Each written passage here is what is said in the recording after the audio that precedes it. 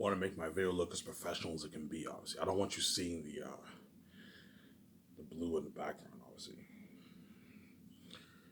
evening world. Ivan Omer. This is gonna be another video today. I'll be continuing to all you Lord of the Rings fans. I promised I would continue my Lord of the Rings read along, and to all you other fans out there. I know you love it when I babble on, but you're gonna have to. I also care about my Lord of the Rings fans. I promise I would read Lord of the Rings. I'll read 4 pages today at the start of this video. So I'll babble for a good, 15 minutes. I can babble for a good 15 minutes, and after 15 minutes, I will start reading Lord of the Rings. I'll read 4 pages. I'm on chapter 9, which is when Frodo and them arrive to Bree. And they go to the Prancing Pony. The inn, the Prancing Pony Inn, and they meet the manager, and that's where they meet Aragorn. Obviously, this chapter is pretty interesting. It's not bad. Obviously. And then after I babble on, after I get the 4 pages over with, I can now babble on for the remaining of the video. Hence why I prefer what? Yeah, Ivan, it's better if you read Lord of the Rings first. That way we're more focused. Because I know that if I babble on for the whole video, because it's so interesting when I babble on, once I start reading Last of Zanus, start reading Lord of the Rings, you're not as focused because you want to hear Ivan babble on for longer. At the same time, I gotta keep tracking how much time I have left. I have to rush it. I don't want to rush it, hence why I prefer to read Lord of the Rings first now. I only read like 4 pages. When I started out doing the Lord of the Rings read-along, I read like 8-10 pages. I'm not going to do that. It's too long. I'll read a good 4 pages at a time a day, which isn't too long. 4 pages is a good like 9-10 minutes of reading. That's it. Read 4 pages, and then what? And I can babble on for the remaining of the video, which is good. Obviously, right?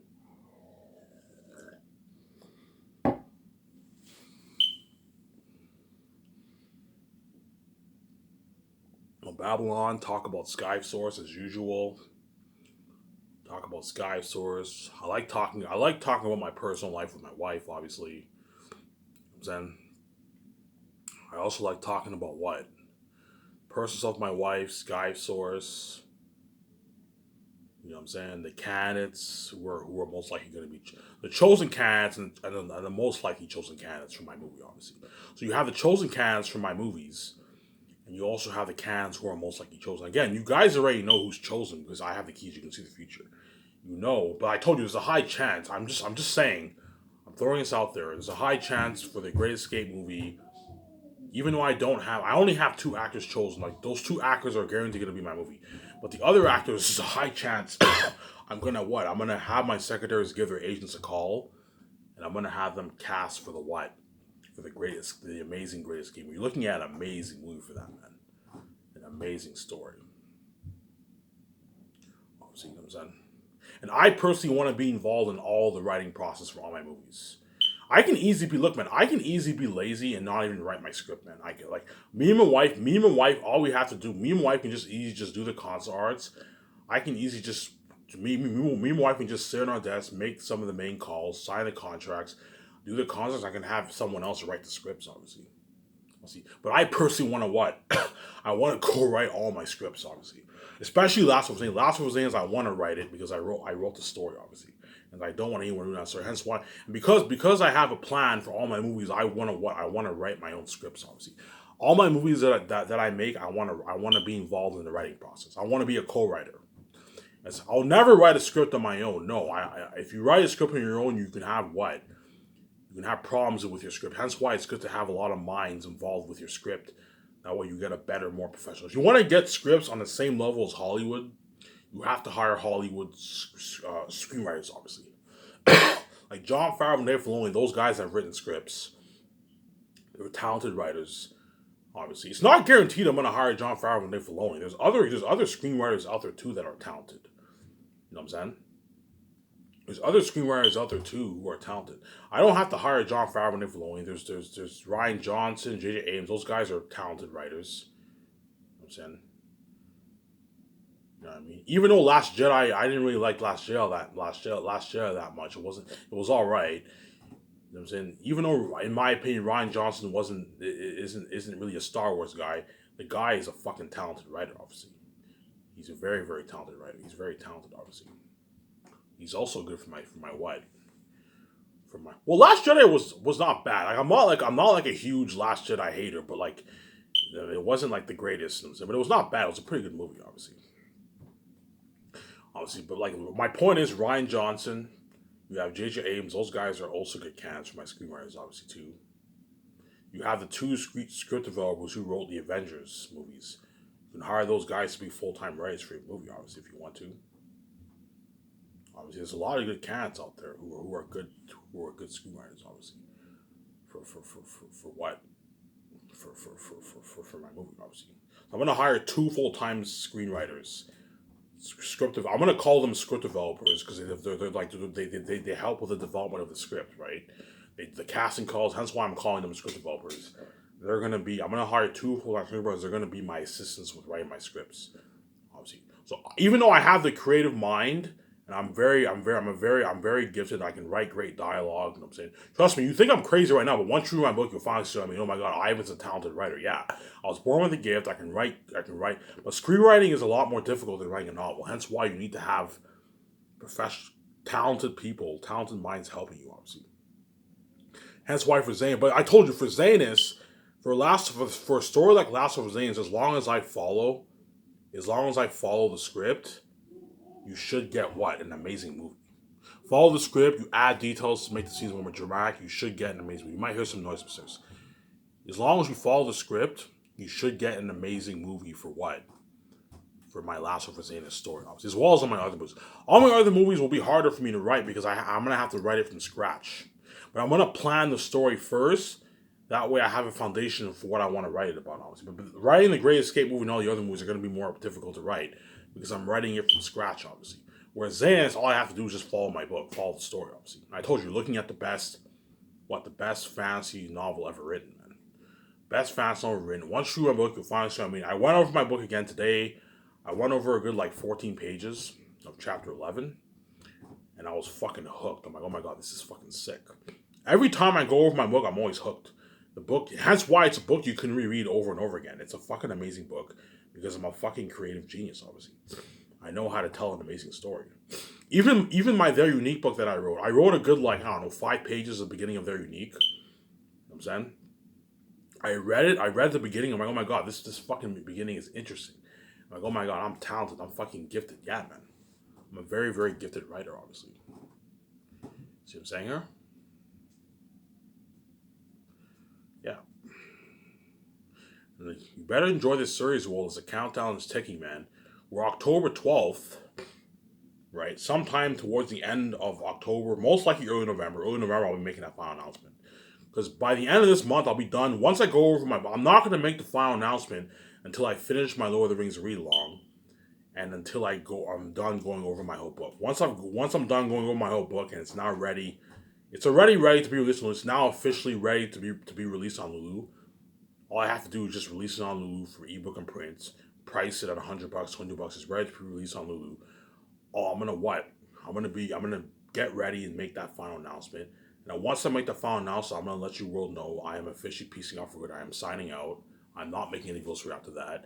Enjoy myself with the check that I'm gonna get because I'm gonna get more checks, get smokes, food, beer. I'll probably watch movies, get a laugh at my old videos, watch games.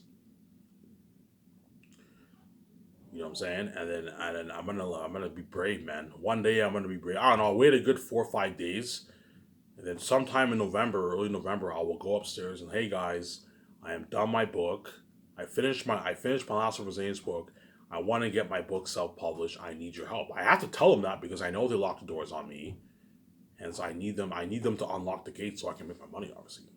But I told you, for them to unlock the gates, I have to what? I have to fight them, obviously. I have to pay this fee and suffer death to save my wife, obviously. I told you, the easiest choice for me, I can just easily run away and be king on my own. Obviously, but I told you, if I did that, I would crush my wife. Obviously. The only good thing about me being on my own is I don't have to deal with a mess, obviously. I don't have to deal with a mess with my wife, obviously. Because I told you, being with my wife comes at a price. Obviously, but I told you I'd be alone and I wouldn't have a woman in my life, obviously. See what I'm saying here? I'd be alone. I'd still be living the life. I'll be training. I'd crush my wife. My wife would be left behind because she would still be in Hollywood. She wouldn't be queen. She would be in Hollywood, sabotaged. You know what I'm saying? She's being Hollywood sabotaged. She's being Hollywood sabotaged. You know what I'm saying? She'd still be doing shitty indie movies. She'd be sabotaged in Hollywood. I'd crush her. She'd cry every night. She'd see hell forever, and she would never get to see her husband. And I would crush her, obviously. At the same time, I would be alone. I wouldn't have a wife at my side. I get the full grown beard, but I wouldn't get the glowing beauty. I won't stay young forever. I'll age like everyone else. That's a con too, obviously. You know what I'm saying? I won't get the glowing beauty, and I don't have a wife on my side, obviously. Yeah, I can. Yeah, I can be with women and all that stuff, but all these women, I told you, all these women are all trash, which is fucking gross. I'm stuck with dirty, disgusting sex. VJ's the only one compatible with me. She's the only one who can be fresh, and it's all these other women are all trash, obviously. So even if I was king of my own, I'd be living a life. I'd be a bit miserable because what? I know I would regret the decision if I chose to run away on my own, be king on my own. I would end up regretting the decision, obviously, because I will never get to see my wife, obviously. So that's how crazy you guys are. If Ivan doesn't die, if Ivan doesn't die, we're never gonna let him be with his wife, obviously, because you guys are fucking crazy. You somehow think, man, it boggles my mind. You somehow think you have the right to have control over my relationship. If Ivan doesn't do something for us first, he can't see his wife. I'm like, who the fuck in the world gave you the right and authority to have control of a relationship? Who gave you that fucking right? Oh, no one. We're just envious. You know what I'm saying? In other words, you make my relationship your business when it's none of your fucking business. And you make it your business because you guys are fucking crazy people and you're nothing but a fucked up mess in your wife. If Ivan doesn't die, he can never see his wife because you guys are fucking crazy people, obviously. If Ivan doesn't pay this fee and he doesn't die, he can never see his wife. So you decide when I can see my wife when you're not even fucking God. You didn't create this fucking universe. I did. Me and my wife created this universe. You didn't create shit. You're our creation. You're born in time. We're outside time. We control the fucking universe. We come to this world and you somehow think you have the right to have control of a relationship all because of your fucking envy. Because you guys are nothing but what? A mess that me and wife made. You're fucking crazy people, man. You guys are nothing but, I'm not kidding around, man. You guys are just nothing. You're nothing but a mess, man. You're fucking crazy people. You think you have the right to have control of a relationship. Like, who gave you that right?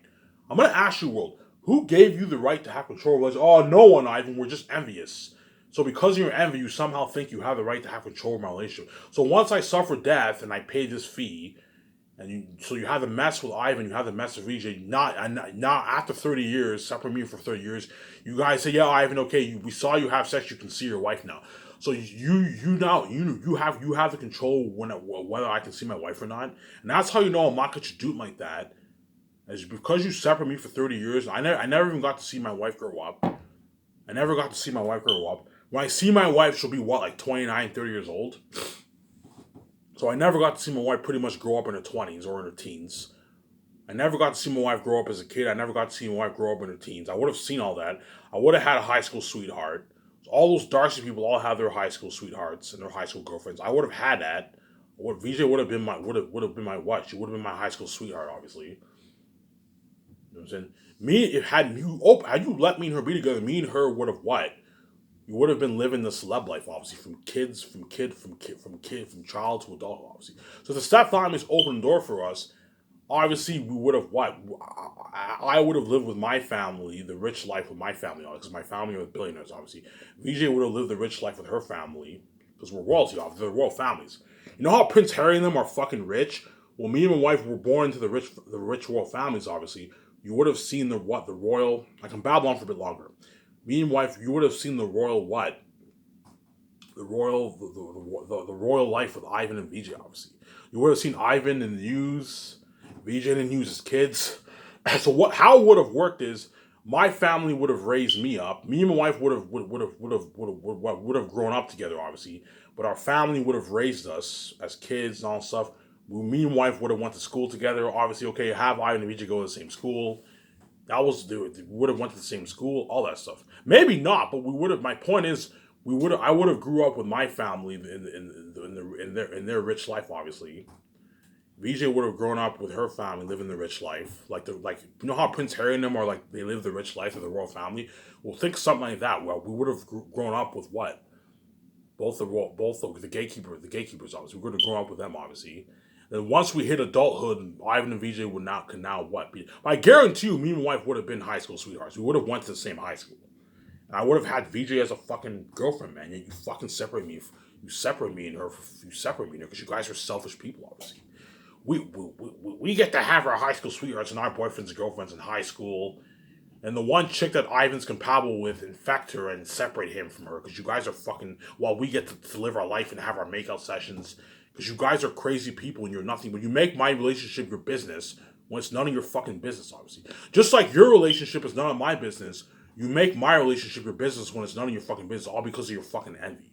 Because you guys are fucking crazy. And hence why I'm not going to do it like that. You think after causing that mess, have me suffer death, you separate me and her for 30 years. I never got to see my wife grow up. I would have had a high school sweetheart. That's what pisses me off. So all those times when I saw all those my so-called friends and Darcy making out with their girlfriends, I would have had that moment with my wife. And you fucking separate me from her, which pisses me off. Because you guys are fucking crazy people, obviously. You know what I'm saying? I never got to see my wife grow up in her 20s. So when I see my wife, she'll be 29, I don't know, 29, 30 years old around there. If I see her next year, she'll be, 29 years old? So she's pretty much 30 years old when I see her. I never got to see her grow up, which pisses me off, obviously. At the same time, I see her after 33 fucking decades, man. Because you guys are fucking crazy people. 30 years is a long time. 3 decades is a long time. And yet you separate me and her. You guys don't see your craziness now. But once the karma from next is finally going to hit you, oh my God, we're messed up people. Yeah, man. We separated Ivan and VJ for 3 decades, for 30 years, man. We wouldn't let them be together because you guys are crazy people. You're psychotic. You're psychopathic behavior, yeah. And you see all these people in the news. This man abducted this woman. You know what I'm saying? This man killed this innocent man. You know what I'm saying? This man killed this girlfriend, you know what I'm saying? You know what I'm saying? And the world separates me and my wife for 30 years. I'm proving you guys are fucking crazy psychopaths. Yeah, man. You're actors. Fucking actors, man. Amazing actors. You guys are amazing actors. You act like good people, but in reality, you're wicked people. You're wolves in sheep's clothing. And you guys know it. You're wicked fucking people. And you're wolves in sheep's clothing, and you're nothing but a mess that me and my wife made. You act all professional, all mature, put your mask on for COVID. You know what I'm saying? Then Ivan comes to Earth. Don't touch my wife. You touch my wife, I have to die. And then you fucking touch my wife, knowing I have to die. I'm proving how wicked you really are. You guys are actors, obviously. You see all the presidents, the prime minister. You know you know what I'm saying. We want to ensure the safety of our country. You know what I'm saying. This COVID epidemic is very serious. You know what I'm saying. I really, really, really what? I'm really gonna stress on this. Everyone, please wear your mask. Stay safe out there. You know what I'm saying? When you enter the stores, if anyone doesn't have a mask, he cannot buy anything, obviously. And then Ivan comes to Earth, he puts a rule, don't touch his wife, otherwise he has to die. Who cares? Who cares if Ivan dies? Touch his wife anyways, because we're fucking envious. And so proving how wicked evil you guys really are. You guys are actors. Fucking actors. Hence why I'm a fucking genius, man. When me and wife come here, I'm gonna have the world see our future. Let's see how wicked and evil, let's see how good these people really are, man. Let's see how good these people really are. And you guys failed the test. You guys are wicked people, man. Hence, I'm a fucking genius, obviously. I'm a fucking genius. Fucking genius, obviously. You guys failed the fucking test, man. You failed the fucking test because I'm a fucking genius, obviously. Fucking genius. I can babble on for a bit longer and I'll start reading Lord of the Rings. Because I'm a fucking genius, man. Obviously, right? And you guys are obviously actors, obviously. And I told you, once I pay this fee, my wife is running away with me, and she's gonna find out how rich her stepfamily is, and the gatekeepers, they're billionaires, obviously. They're worth close to $1 trillion, my family. Because my family and her family, if they're the gatekeepers, they obviously have shared wealth. My guess is, I don't know, but my guess is they have shared wealth, obviously. And they're worth close to what? I don't know, $1 trillion. 900, 800 billion. That's how rich they are, man. They're worth close to, they're like worth 500 billion, 800, even $1 trillion sometimes. If they're the gatekeepers, they're worth that much money. They're fucking rich, man. And they probably have a good, 300 billion in the bank around there. 350 billion, 200 billion, 250 billion. They have a lot of money in the bank. Obviously. So you have all that money in the bank and you can't even let me and wife be billionaires. You see how crazy these people are, man? And you know we're God because they're fucking crazy people, obviously. They see us, we're stealing their money. We're stealing their money, obviously. Even though I'm the one who fucking created the universe. I'm the one who created fucking money. It's money that I fucking created. You say you have the guts to tell the person who created the universe for you to breathe. Created the universe for you to make your money that he's supposedly stealing your money when he's the one who fucking created money. Without him, you wouldn't even have a universe to make your money. You see what I'm saying here? Yeah. I already mentioned this in my last video. Victoria Justice, even when she sells out, the stepfathers will not let her be a billionaire. They'll not even let her be worth hundreds of millions of dollars. If VJ, the doors are open on VJ in Hollywood, she'd be richer than all these famous celebrities because she's Anne, obviously. She'd be richer than Rihanna, Selena Gomez, Justin Bieber, Drake, Ariana Grande. You know what I'm saying?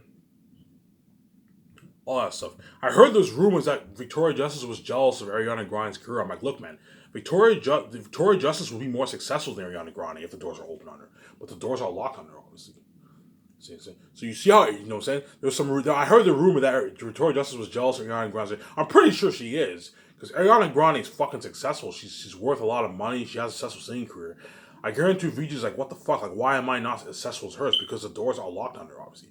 If the doors are open on VJ would be a multi-billionaire. She'd be more successful than all these celebrities because she's Anne, obviously.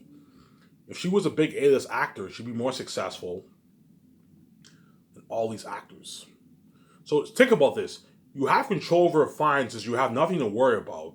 You don't have to worry. You have nothing to worry about. And even then, you won't let her be a multi-billionaire, and you won't let her what be worth a couple $100 million. You let all these other celebrities be worth that much money, but you won't let VJ be worth that money. Why? Because of their hatred, obviously, their envious hatred nature. The reason why we don't want VJ being a billionaire. We don't want her being what? Worth hundreds of millions of dollars. Even though you let all these other celebrities be worth hundreds of millions of dollars, we won't let VJ be worth hundreds of millions of dollars or to be a billionaire because we're envious. Because VJ's end by now should be a multi-billionaire if the doors are open on her, obviously. So even when you control her finances, you won't even let her be worth $100 billion even when she sells. You won't let her be worth billions of dollars. You won't let her be worth billions of dollars. You know what I'm saying? Or what? Or hundreds of millions of dollars when she sells out. So you see the selfishness there. And then when Ivan's free, he's kept completely poor, working minimum wage. So either way, they want their full cake, obviously. And then finally, when I write my amazing fantasy novel, worth billions, obviously, the best fantasy novel written, obviously, I'm going to keep saying this. Finally, when I put my blood, sweat, and tears into my book, so you won't let VJ be a billionaire or be worth $100 million even when she sells, even though you have control over her finances. And finally, when I write my book, you all of a sudden want to take control over my royalties. And you think I'm going to let you do it like that after what you did to my wife. You want to take control over my royalties when you're not even worth my royalties because you're not the son of God. As I told you, no one on this planet is worth my royalties. Because you didn't create the universe, you're not worth my royalties, man. No one on this planet is worth my royalties. Yeah. I'm going to say boldly, obviously. No one on the planet's worth. So you see the what? You see the double standards, obviously. Which is actually fucking hilarious. Hence why I'm not selling, as I know if I sold out, you guys would dupe me. Me and my wife, they would guaranteed sabotage our career, most likely. Me and her would not be king and queen. I'd be famous in Hollywood, but me and her would be dirty slaves, sharing with the whole entire world for decades to come. In other words, if you're gonna have me and her be in a relationship and share, me and her might as well be single. There's no point of what's the point of the relationship if me and her share? It's not gonna work. You guys know that, but because you guys are crazy, psychotic people, okay, let's have them be together, but at the same time, we don't want them having each other all themselves because we're envious, obviously. We all want them so bad. So you somehow thought you can dupe me by having me share. I'm like, look, man, I'd rather be single and be king of my own than share and have a trashy wife and be a part of that wicked Hollywood system. I'd rather be single than share. I'm going to keep saying that. I'd rather be single than share with a trash. It's one thing for me to share with my wife. It's another thing for me to share with a trashy wife. My wife is fucking trash, man. As I'm not going to let you do it like that, obviously. Okay, I'm going to stop babbling on here. I promise I would read Lord of the Rings. I know you guys are mad. Oh, I want you to babble on. Look, man, I promise Lord of the Rings fans I'll read.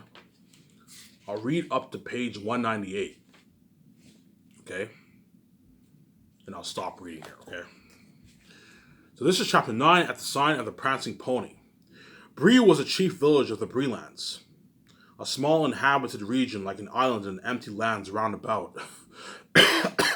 Besides Bree itself, there was a staddle on the other side of the hill, Combe in a deep valley a little further eastward, and Archet on the edge of the Chetwood.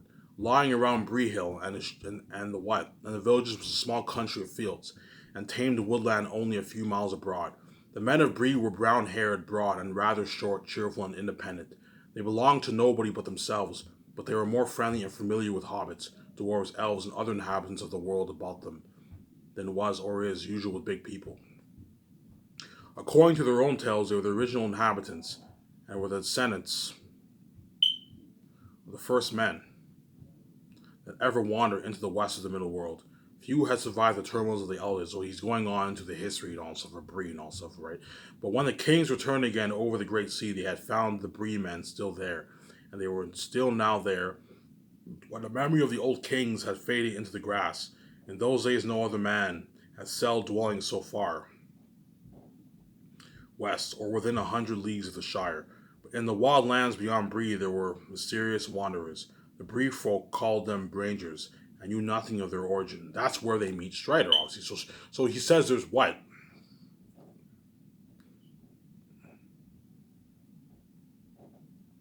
Yeah, so in the wild lands beyond Bree, the people, some of the people who sell, there were Rangers, and that's where they meet, and that hence what Frodo and them meeting Aragorn, obviously Strider. Strider is the Strider the Ranger, right? The Bree folk called them Rangers and knew nothing of their origin. They were taller and darker than the men of Bree, and were believed to have strange powers of sight and hearing, and to understand the languages of beasts and birds. They roamed at will southwards and eastwards, even as far as the Misty Mountains, but they were now few and rarely seen. When they appeared, they brought news from afar, and told strange forgotten tales, which were eagerly listened to. But the Bree folk did not make friends of them. There were also many families of hobbits. So pretty much, the beginning of this chapter is the history of Bree, the men who's the Rangers who lived near Bree. You know what I'm saying? All that stuff. It's just the history and all that stuff, right? There are also many families of hobbits in the Bree-land, and they claim to be the oldest settlements of hobbits in the world. One that was founded long before even the Brandywine was crossed and the Shire colonized. They lived mostly in Staddle, though there were some in Bree itself, especially on the higher slopes of the hill, above the houses of the men. The big folk and the little folk, as they called one another, were on friendly terms, minding their own affairs in their own ways, but both rightly regarding themselves as necessarily parts of the Bree folk. Nowhere else in the world was this peculiar, but excellent arrangement to be found. The Bree folk, big and little, did not themselves travel much, and the affairs of the four villages were their chief concern. Occasionally the hobbits of Bree went as far as Buckland, or the East Farthing, but though their little land was not much further than a day's riding east of the Brandywine Bridge, the hobbits of the Shire now seldom visited. An occasional Bucklander or adventurous took would come out to the inn for a night or two, but even that was becoming less and less usual. The Shire hobbits referred to those of Bree and to any others they lived beyond the borders as outsiders. See what I told you about what? How the hobbits see everyone outside the Shire as outsiders? Yeah, man. The Shire, I'll repeat this again. The Shire hobbits refer to those of Bree and to any others that live beyond the borders as outsiders. All those who live beyond the borders of the Shire are like outsiders. Remember what I said in my past videos? So I'm not too stupid. The hobbits what? The hobbits are like cut off from the outside world.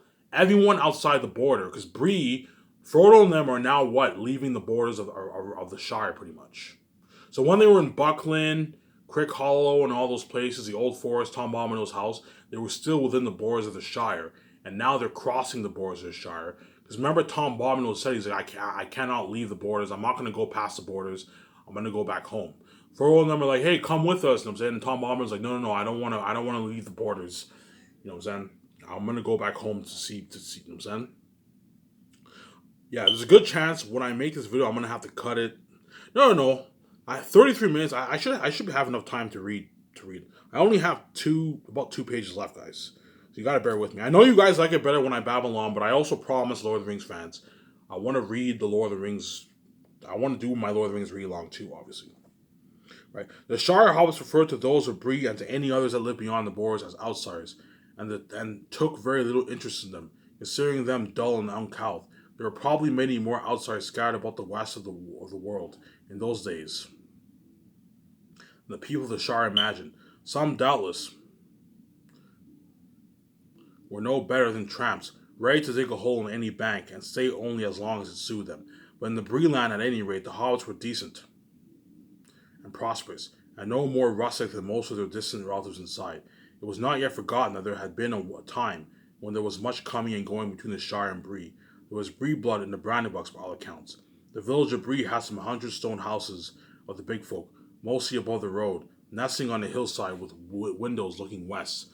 On that side, running in more than half a circle from the hill, and back to it, there was a deep dike with a thick hedge on the inner side. So pretty much, this is just Tolkien describing the landscape, all that stuff.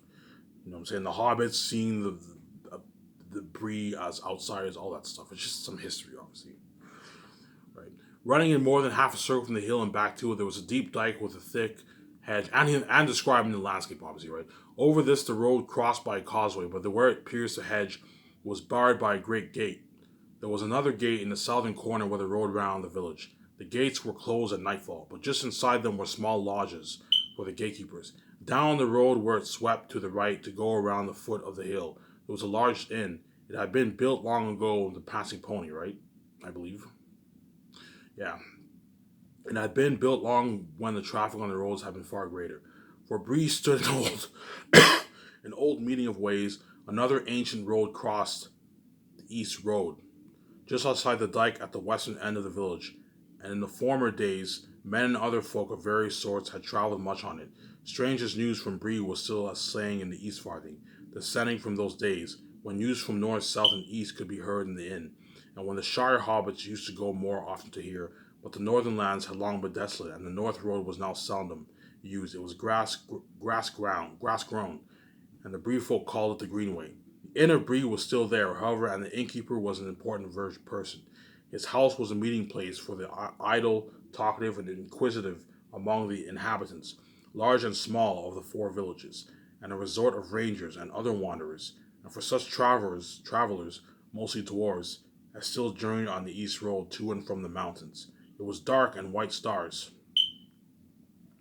were shining when Frodo and his companion. It was dark, and white stars were shining when Frodo and his companions came at last to the Greenway crossing. And so now he's describing their journey through Bree, obviously. Tolkien's describing their journey through Bree. They came to the west gate and found it shut. At the door of the lodge beyond it, there was a man sitting. He jumped up and fetched a lantern and looked over the gate at them in surprise. "What do you want, and where do you come from?" he asked gruffly. "I am going to shut my camera off here. Just give me a sec here. I'm running out of time here. Because at 33 minutes, my camera cuts. I'm going to shut it off here, okay?